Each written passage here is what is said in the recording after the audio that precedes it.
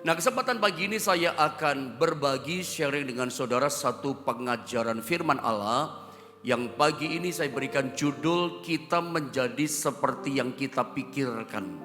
Kita langsung baca saja ayatnya. 2 Korintus pasal 10 ayat 4 sampai 5. Saya membaca ayat yang keempat, ayat 5-nya sama-sama kita baca saudara ya. 2 Korintus 10 ayat keempat, begini kata firman Allah. Karena senjata kami dalam perjuangan bukanlah senjata duniawi, melainkan senjata yang diperlengkapi dengan kuasa Allah yang sanggup meruntuhkan benteng-benteng. Ayat 5 sama-sama baca, 2, 3. Kami mematahkan setiap siasat orang dan merubuhkan setiap kubu yang dibangun oleh keangkuhan manusia untuk menentang pengenalan akan Allah. Kami menawan segala pikiran dan menaklukkannya kepada Kristus. 2 Korintus pasal 10 ayat 4 sampai 5. Dua ayat ini sesungguhnya bicara tentang sebuah peperangan. Dan peperangan ini yang paling penting utamanya adalah bagaimana waktu kita berperang kita nih bisa menaklukkan, bisa meruntuhkan yang namanya benteng-benteng musuh. Yang kita mau belajar intinya adalah benteng musuh ini bicara apa buat kita di masa kini. Hal pertama yang saya coba sodorkan, saya sampaikan sama saudara. Ketika seseorang mau menyerang satu bangsa, menyerang kota lain, maka yang pertama harus ditaklukkan adalah pertahanannya.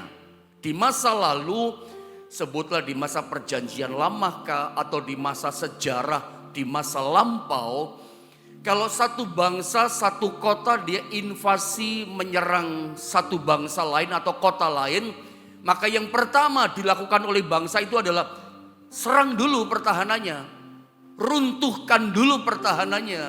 Dan di masa lalu, di masa sejarah, yang namanya pertahanan musuh, pertahanan satu bangsa itu adalah bentengnya. Makanya kalau satu kota, satu bangsa bentengnya sudah dihancurkan, bentengnya sudah diruntuhkan, ditaklukkan, maka kota itu, bangsa itu sangat mudah sekali untuk ditaklukkan, dikalahkan. Musuh sewaktu-waktu bisa menyerbu. Musuh sewaktu-waktu bisa menyerang, mengalahkan kota itu. Kenapa? Tidak ada pertahanannya lagi. Benteng itu pertahanan. Makanya dalam sebuah peperangan yang mesti dihancurkan dulu, dikalahkan adalah pertahanannya dulu. Bentengnya mesti ditaklukkan, dihancurkan dulu. Nah, ayat ini bicara apa buat setiap kita? Nah, ayat keempat, ayat ini bercerita kepada kita, mengatakan kepada kita, peperangannya ini cuman bukan peperangan jasmani. Peperangan ini buat kita, Alkitab katakan buat kita, ini adalah peperangan yang tidak kelihatan. Ini peperangan rohani, bukan peperangan secara fisik, ya, yang hadap-hadapan gitu, head to head, enggak. Coba saya baca ayat yang keempat ya. Saya coba tunjukkan, perkenalkan ini kepada saudara. 2 Korintus 10 ayat 4 berkata begini untuk kita. Karena dikatakan senjata kami ya dalam perjuangan atau dalam peperangan bukanlah senjata duniawi, melainkan senjata yang diperlengkapi dengan kuasa Allah yang sanggup meruntuhkan apa? Benteng-benteng. Jadi jelas 2 Korintus 10 di ayat yang keempat, peperangan yang sedang kita pelajari dalam hidup kita bukanlah peperangan secara fisik, bukan peperangan secara jasmani yang senjatanya adalah fisik, jasmani, pedang, tombak, panah atau lembing, bukan senjata fisik, tapi senjatanya pun dikatakan senjata rohani, bukan senjata duniawi, pedang, panah, tombak. Senjatanya pun senjata rohani yang tidak kelihatan, senjata yang dikatakan diperlengkapi dengan kuasa Allah. Tetapi meskipun senjatanya ini kuasa Allah tidak kelihatan, senjata ini ampuh. Ampuh untuk apa? Meruntuhkan benteng-benteng musuh. Nah, pertanyaannya yang diajukan buat setiap kita begini, Lalu benteng-benteng musuh yang diruntuhkan, yang kita tawan, yang kita taklukkan. Benteng musuh yang dihancurkan ini. Benteng ini bicara apa buat kita? Apa sih maksudnya benteng di sini buat setiap kita? Berdasarkan ayat yang kelima, benteng itu ternyata bicara pikiran kita. Saya baca ya, saya tunjukkan ayat kelima. Benteng bicara pikiran kita mesti dikalahkan. Ayat 5 berkata begini, kami dikatakan mematahkan setiap siasat orang dan merubuhkan setiap kubu yang dibangun oleh keangkuhan manusia untuk menentang pengenalan akan Allah. Perhatikan kalimat ini, kami menawan. Saya ulang ya, dikatakan kami menawan segala pikiran dan menaklukkannya kepada Kristus. Kami menawan segala pikiran dan menaklukkan pikiran ini kepada Kristus. Yang amazing, begitu yang luar biasa. Kata pikiran di sini dalam terjemahan King James Version, atau saya melihat dalam terjemahan versi bahasa Inggris yang lain, kata pikiran itu disalin dengan kata imagination, imajinasi. Saya coba kejar, selidiki, pengen cari tahu. Imajinasi ternyata dalam terjemahan KBBI Kamus Besar Bahasa Indonesia, imajinasi itu artinya adalah daya pikir kita. Daya pikir yang mengangan-angankan, daya pikir yang membayang-bayangkan. Semua bayangan kehidupan di depan yang belum terjadi, kita membayangkan itu, kita mengangan-angankan itu di daya pikir kita. Itu imajinasi. Jadi kalau saya lengkapi kalimat ini berkata gini, kami menawan segala imajinasi. Kami menawan segala pikiran dan menaklukkan pikiran itu kepada pikiran Kristus. Benteng yang harus kita runtuhkan dalam hidup kita, benteng yang kita mesti taklukkan, ternyata musuh itu adalah pikiran kita sendiri. Dalam peperangan kehidupan ini, setiap orang pasti punya peperangan kehidupan. Mungkin ada orang berperang dengan penyakitnya, berperang dengan kankernya. Ada orang berperang dengan keuangannya yang mau ambruk. Ada orang berperang dengan pekerjaannya sedang menghadapi jalan buntu. Itu situasi yang ada hari ini. Anda mungkin berperang dengan macam-macam dengan kehidupan di dunia ini. Dan ternyata untuk kita bisa menang, keluar sebagai pemenang dalam pertempuran, peperangan kita, ternyata Alkitab ayat 4 dan 5 mengajar kita kemenangan kita ditentukan di imajinasi kita. Kemenangan kita ditentukan oleh pikiran kita. Sebab itu pagi ini kita membahas pelajaran bahwa kehidupan kita itu menjadi seperti yang kita pikirkan. Menang kalahnya kita itu menjadi seperti kita pikirkan. Karena pikiran kita itu sekaligus menjadi benteng kita, pertahanan kita. Makanya yang kita mesti taklukkan, pikiran kita ditaklukkannya di pikirannya Kristus. Pikiran kita mesti tunduk kepada pikiran Kristus. Kalau enggak, ini jadi benteng yang kuat, penghalang kuasa Tuhan bekerja. Menghalangi yang Tuhan sediakan, kita gak bisa terima. Tuhan katakan, aku memberkati kamu. Kita berpikir, mustahil. Tuhan berkata, oleh bilur-bilurku, kamu telah disembuhkan. Karena pikiran kita, karena tubuh kita sakitnya payah. Lalu kita berpikir gini, kita pasang benteng. Kita berkata, kayaknya gak mungkin deh saya sembuh. Oh, kanker kok ini. Kayaknya saya gak bisa sembuh. Dokter katakan parah, udah kadaluarsa, terlambat saya datang sama dokter. Kita belum sudah pasang benteng. Pikiran kita bisa jadi benteng musuh kita. Tahukah Anda, saya setuju dengan banyak hamba Tuhan, bahkan orang di luar sana berkata bahwa sesungguhnya peperangan yang terhebat dan terbesar sepanjang sejarah abad manusia itu justru ada di pikiran kita. Peperangan yang paling besar dan hebat dalam sejarah abad manusia itu bukan di luar sana, di pikiran peperangannya hebat. Coba bayangkan kalau pikiranmu dipenuhi dengan ketakutan. Pikiran saudara lagi hidup ini dipenuhi dengan keputusasaan, frustasi. Maaf kata-kata saya, setengah mati loh bawa hidup ini. Satu hari kita lewati berat loh. Satu hari kita lewati tidak gampang loh saudara. Karena pikiran kita sudah ada benteng ketakutan. Anda akan dikuasai itu. Karena kita menjadi seperti yang kita pikirkan. Medan peperangan yang paling kuat itu di pikiran. Makanya kita mau belajar, pikiran kita mesti ditundukkan di bawah pikiran Kristus. Kalau pikiran kita berkata, tidak mungkin. Tuhan berkata, tidak ada yang mustahil bagi Tuhan. Bisa nggak pikiran kita tunduk sama pikiran Kristus? Setiap janji Allah yang tertulis dalam firman Allah, setiap perkataan-perkataan firman Allah itu adalah pikirannya Tuhan untuk kita. Anda nangkap ya? Saya ulang. Setiap perkataan firman dalam Alkitab, setiap janji-janji Allah, perintah Allah, bukankah itu semuanya bersumber dari pikirannya Allah yang ditaruh di firman Allah untuk kita? Anda boleh jenius, kita boleh sepintar-pintarnya jadi orang. Logika kita boleh bermain, hebat kita. S1, S2, S3, silakan kejar ilmu, silakan jadi orang yang pintar. Tapi ingat, sepintar-pintarnya logika pikiran kita harus tetap tunduk pada pikiran Kristus. Sepintar-pintarnya logika kita, iman kepada firman Kristus, iman kepada pikiran Kristus itu harus lebih tinggi di atas pikiran kita.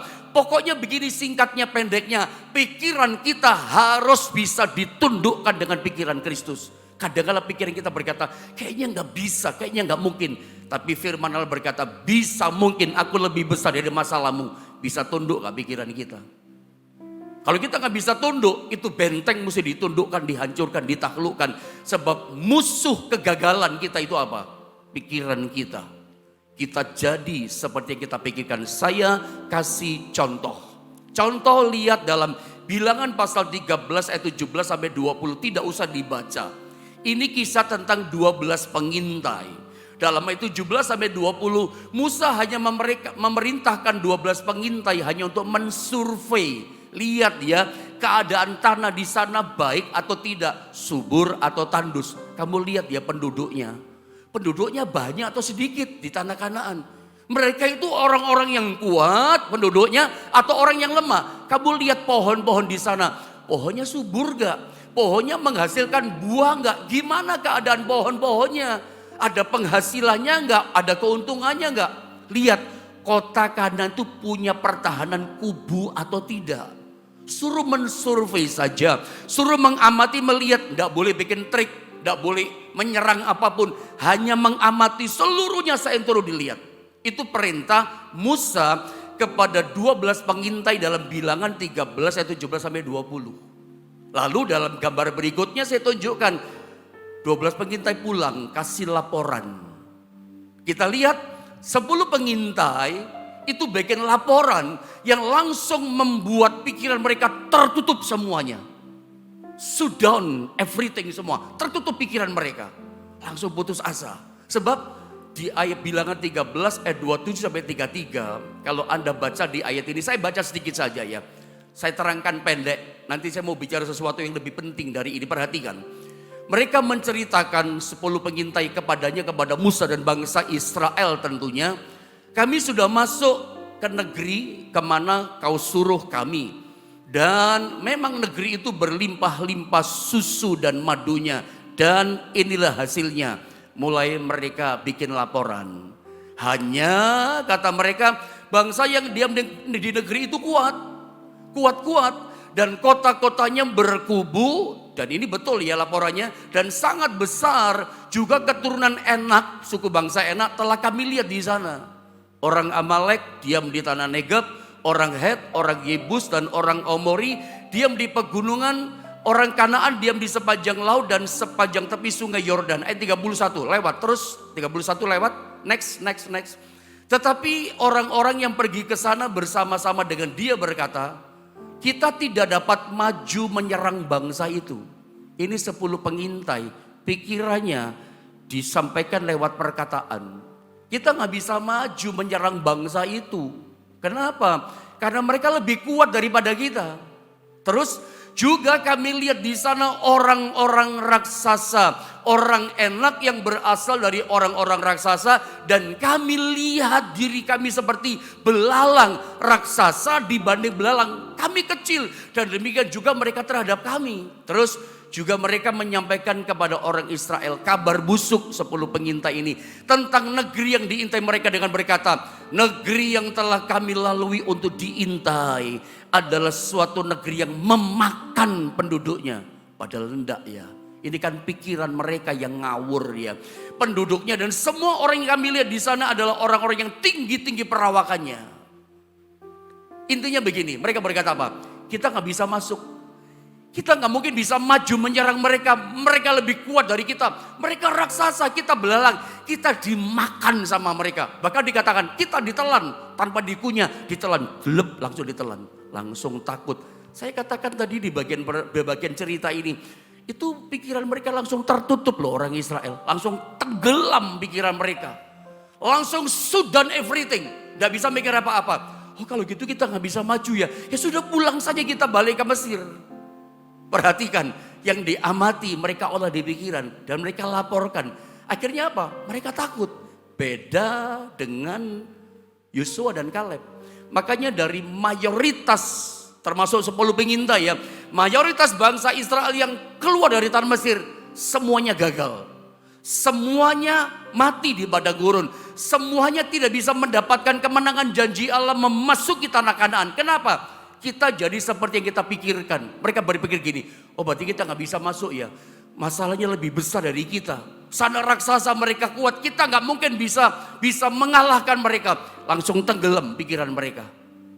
Langsung penuh pikiran mereka. Ya kalau gitu kita kalah. Dan kita jadi betul seperti kita pikirkan. Semuanya gak bisa masuk. Cuman 2 yang masuk. Generasi yang keluar dari tanah Mesir.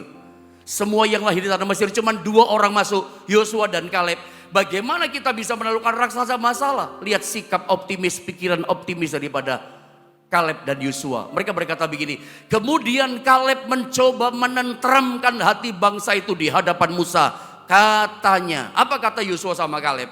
Tidak, lihat, kita akan maju dan menduduki negeri itu. Sebab kita pasti akan mengalahkannya. Di ayat yang lain, yang menyertai kita, Tuhan kita itu lebih besar daripada mereka. Mereka besar, tapi Tuhan kita lebih besar. Kita menang, kita makan mereka, kita telan mereka. Kita bisa maju dan kalahkan mereka. Ini pikiran yang optimis loh. Walaupun di depan masalah besar, peperangan yang paling besar, peperangan yang paling hebat itu bukan melawan realita yang ada. Peperangan yang besar dalam hidup kita bukan melawan situasi kondisi yang kita hadapi sekarang. Peperangan terbesar itu di pikiran kita, berkecamuk kita berpikir. Medan peperangan terhebat itu di pikiran kita. Iya ya kayaknya jalan buntu ya. Kayaknya kita gak bisa menang. Aduh kayaknya kita ini bangkrut. Saya cuma mau ingatkan saja bagian sebagai hamba Tuhan. Kita itu akan jadi seperti yang kita pikirkan. 10 pengintai dengan mayoritas semua bangsa Israel yang keluar dari tanah Mesir. Semuanya gagal. Hanya Yosua dan Kaleb dan generasi yang lahir di padang gurun. Generasinya Yosua berhasil menang masuk tanah Kanaan. Berhasil menaklukkan para raksasa. Kenapa berhasil? Pikirannya optimis. Tuhan kita lebih besar daripada mereka semuanya. Peperangannya di sini kita akan jadi seperti yang kita pikirkan. Ada satu ayat yang sering saya ajarkan sama saudara. Amsal 23 ayat 7. Ayat ini bicara kita menjadi seperti yang kita pikirkan. Lihat ayat ini. Sebab seperti orang yang membuat perhitungan dalam dirinya sendiri, demikianlah ia. Terus di dalam terjemahan bahasa Inggris hanya 7a saja ya. Bahasa Inggris katakan, for as he think in his heart so is he. Orang itu akan menjadi seperti apa yang dia pikirkan dalam hatinya. Jadi apa yang dipikirkan orang dalam hatinya, dia akan jadi seperti itu. So is he. Bagaimana ya kehidupan kita? Kita akan jadi seperti yang kita pikirkan. Yang kita angan-angankan, yang kita bayang-bayangkan dengan daya pikir kita. Kita akan menjadi seperti imajinasi kita. Imajinasi kita tentang pikiran Tuhan seperti apa. Kadang kita mengimajinasikan kayaknya bangkrut deh. kayaknya buntu ini jalannya. Tapi ingat, ketika pikiran kita berkata seperti itu, ingat sama firman Allah, pikiran Allah.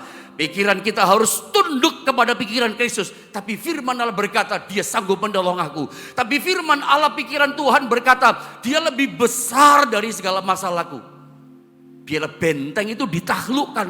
Benteng yang keras itu pikiran kita. Itu mesti ditaklukkan, itu mesti dihancurkan dengan apa? Pikirannya Kristus. Pikiran Tuhan itu ada di firman Allah. Dia lebih besar dari segala masalah kita dan urusan kita. Pikiran Tuhan itu yang sanggup menolong kita. Pikiran Tuhan itu solusi kita. Pikiran Tuhan itu bisa mendobrak, menghancurkan benteng-benteng pikiran kita. Yang tadi berkata, nggak mungkin, mustahil, nggak bisa, kayaknya parah, kayaknya mati. Coba bayangkan kalau itu yang kita pikirkan. Jadilah kita seperti itu. Pelajaran dari Ayub yang paling pantas berkata seperti itu. Ayub pernah berkata begini, Ayub 3:25. Karena yang kutakutkan, ketakutan itu ada dalam pikiran. Dalam jiwa itu ada kehendak, ada perasaan, ada pikiran. Ketakutan itu dalam pikiran. Karena yang kutakutkan berkecamuk dalam pikiran Ayub. Itulah yang menimpa aku. Ini sebuah kesaksian dari Ayub. Dan yang kucemaskan, cemas pun ada dalam benteng pikiran kita. Itulah yang mendatangi aku. Jadi semua yang kita pikirkan kita jadi seperti itu. Makanya betapa pentingnya waktu pikiran kita takut, waktu pikiran kita cemas, tunduklah pikiranmu pada pikiran Kristus. Tapi Tuhan gak berkata begitu kok. Tuhan berkata dia menjamin hidupku. Tuhan berjanji dia menolong aku. Tuhan berkata kuasanya lebih besar dari ketakutanku. Ingat perkataan Tuhan. Pintar boleh, jenius silakan. Tapi pikiran itu mencernanya cuma sebatas ini. 1 + 1 sama dengan 2. 5. 4 ditambah 4 sama dengan 8. 5 tambah 5 sama dengan 10. Tapi kalau pikiran Kristus itu beda. Diceritakan dalam Alkitab pikiran Kristus. 5 ditambah 2 dibagi 5.000 orang. Masih ada lebihnya 12 keranjang penuh. Itu nggak masuk di pikiran. Pikiran benteng pikiran berkata nggak mungkin, mana bisa 5 tambah 2. Kok bisa dibagi 5.000 orang, masih ada sisa kelebihannya. Surplusnya 12 keranjang. Dah masuk logika. Makanya sepinter-pinternya logika kita tetap mesti tunduk sama pikiran Kristus. Yang nggak mungkin buat pikiran kita, semuanya mungkin buat pikiran Allah. Ketika Allah mencipta, tidak ada apa-apa. Itu lewat pikiran. Baru dia berkata, jadilah terang, jadilah alam semesta. Semuanya jadi. Pikiran kita menentukan perkataan kita. Pikiran kita menentukan tindakan kita yang kita ambil. Kalau ada pikiran takut, lihat tindakan orang takut seperti apa. Kayak ayam bertelur, mondar mandir, remesin tangan, ya, keringat dingin. Kenapa? Ada langsung tahu, kamu ketakutan kenapa? Pikirannya dipenuhi ketakutan. Kita jadi seperti yang kita pikirkan. Makanya tunduklah kepada pikiran Kristus. Itu dalam peperangan kehidupan, bagaimana kita bisa menang. Pikiran kita, benteng ini harus tunduk sama pikiran Kristus. Bahwa Tuhan lebih besar, bagi Tuhan tidak ada yang mustahil. Dia bisa menyelamatkan, menolong kita. Saya coba sederhanakan, saya kaitkan dengan diri kita. Bertahun-tahun yang lalu, tentu Anda tahu ini, ada seorang, sebutlah profesor doktor yang bernama Masaru Emoto dari Jepang. Dia mengadakan satu studi sains. Anda bisa Google, searching di Google ya. Apa yang saya katakan ini ada di Google ya. Saya cuma membaca, mengalihkan sama saudara. Tapi ini penting. Ini menjadi perenungan saya dalam beberapa hari kemarin itu saudara ya. Saya tertarik dengan studi sains dari Profesor Dr. Masaru Emoto tentang water experiment. Riset eksperimen tentang air. Dalam studi risetnya ini, dia menaruh beberapa air di botol. Coba next gambar berikutnya diperjelas. Ditaruh di botol atau gelas. Lalu air itu kan bening ya. Air itu tadinya tidak ada warna apa adanya begitu air. Nah ketika air itu dikasih label. Bukan berkata, bukan ngomong sama air. Tapi cuma dikasih label saja. Dikasih kata-kata, ditempel, di letter itu dikasih tempel kata-kata. Yang pertama dikasih kata thank you. Berapa lama kemudian air yang dikasih kata thank you itu diambil. Air itu kan molekul ya. Air itu terdiri dari molekul-molekul. Kasih penduluan sedikit ya. Jadi sebetulnya di sekitar kita itu banyak molekul. Ada search yang di Google. Tubuh manusia, tubuh kita itu kan terdiri dari 70% air. Tubuh kita 70% air. Jadi kalau saya tanya sama saudara, di sekitar kita tuh banyak air enggak? Banyak, selain tubuh kita ya. Ada jangan ngomong di sungai, di laut, di gelas, enggak. Di sekitar kita banyakin oksigen yang kita hirup, bukankah itu mengandung molekul air? Ada baca Kejadian pasal 1, dikatakan bumi itu belum berbentuk dan kosong, gelap gulita, dikatakan menutupi samudera raya. Jadi alam semesta Kejadian 1 ayat 1 dan 2 itu ditutupi samudera raya. Jadi alam semesta itu ditutupi sama air. Sekitar kita itu banyak air selain tubuh kita. Oksigen yang kita hirup itu molekul air. Dan luar biasanya begini, Dr. Masaru Emoto menemukan itu air yang bening tadinya itu dikasih label tulisan, hanya tulisan letter thank you. Diambil airnya, dipakai kaca pembesar, itu membentuk molekul. Air itu kan molekul, membentuk molekul air, bentuknya seperti itu. Ada lihat di gambar, tahan gambarnya ya sampai saya selesai ngomong. Membentuk gambar seperti itu. Molekulnya air indah ya, kayak ada bunga begitu bentuknya ya. Bagus, itu kata thank you, tolong tahan gambarnya. Ya, lalu kemudian kata wisdom, hikmat, indah molekulnya seperti itu. Lalu ada truth, kebenaran. Itu modelnya kayak gitu ya, kayak matahari begitu ya. Indah molekulnya bentuk. Lalu kata eternal, abadi. Itu katanya lihat seperti cahaya di tangannya kayak matahari juga. Kata abadi seperti itu ya, kayak ada mahkotanya. Saya cuma kasih gambaran apa yang saya lihat. Lalu kata angel seperti itu. Jadi kayak warna angel. Lalu ada kata I love you. Itu ada kata daun bunga-bunganya. Indah kata I love you. Kata-kata yang baik, positif semua. Lalu kata peace, damai. Ada lihat kayak diamond, kayak diamond, kayak kristal peace itu. Ya kayak permata. Lihat itu peace, damai. Bentuk molekul kayak damai. Tapi ada kata you fool. Kamu bodoh. Bodoh. Kata bodoh itu lihat. Itu pusing bentuknya. Jadi kayak ada warna. Air udah punya warna. Air itu ya bening begitu. Tapi begitu dikasih label. Ini belum berbicara berkata sama air loh. Ini baru cuma di letter kata you fool. Kamu bodoh. Itu kayak puting beliung. Kayak kusaran angin. Itu kayak pusing begitu, histori muter-muter begitu bodoh. Lalu ada kata ini, you make me sick. Lihat, kata-katanya kalau ada perjelas nanti ada screenshot di rumah ya, ada thread Anda lihat, itu kayak ada kuman-kuman di situ. Jadi kayak ada warna kuning-kuning lalu ada yang bergerak-bergerak kayak kuman. Kalau Anda kasih label kejahatan, kebencian, jadinya kayak begitu. Lalu ada kata evil. Kejahatan, jahat. Lihat, itu seperti apa namanya, apa istilah itu, black hole. Seperti hitam, lalu ada lubang yang tanpa dasar. Lubang yang begitu sangat dalam, dasarnya nggak kelihatan. Itu kata evil, kata jahat atau kejahatan. Yang menunjuk pada si jahat. Lihat, tiba-tiba molekul air berbentuk seperti ini. Ini penyelidikan sains yang terbukti gitu loh. Cuman ditempel kata-kata gitu. Lalu ada kata yang berikutnya, kata polluted water before prayer. Air tercemar sebelum didoakan, air tercemar belum dimasak, berarti air apa adanya, air polusi sebelum didoakan. Itu modelnya kayak seperti itu, ada kuman-kuman itu. Tapi lihat, polluted water after prayer, air tercemar setelah didoakan, berubah jadi indah molekul. Ini yang kedua, gambar terakhir yang kedua itu berarti dikatakan dengan doa. Itu airnya berubah. Saya sangat merenungkan, menikmati, memikirkan betul apa yang menjadi studi sains daripada Profesor Dr. Emoto ini saudara ya. Bahwa air itu setelah didoakan berubah jadi indah. Tadi yang tercemar seperti itu airnya, kayak ada bakteri segala macam bergerak begitu. Tapi setelah didoakan after prayer berubah jadi kayak permata, kayak mahkota. Jadi molekulnya indah sekali, cantik sekali. Tadi saya udah bilang sama saudara, saya mau kaitkan dengan pribadi kita. Belum berperang dengan pergumulan, berperang dengan tubuh kita saja, gambarannya paling kecil, skop yang paling kecil. Lihat, tubuh kita 70% terdiri dari air. Sekitar kita hirup oksigen, semuanya air. Aneh ya sebetulnya ya.